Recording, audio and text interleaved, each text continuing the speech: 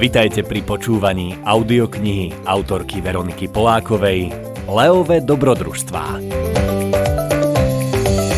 Jedného dňa si Leo povedal, že by sa rád po dlhej dobe s Félixom stretol.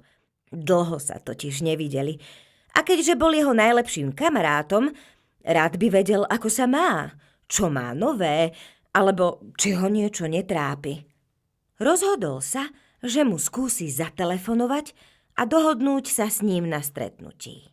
Vytočil jeho číslo a čakal.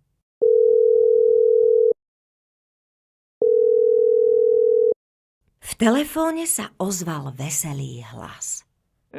Ahoj, kamarát, veľmi rád ťa počujem. Leo sa potešil a kamarátovi s radosťou povedal. No ahoj, Félix, dlho sme sa nevideli. Mal by si čas sa zajtra so mnou stretnúť? Potešený Félix súhlasil.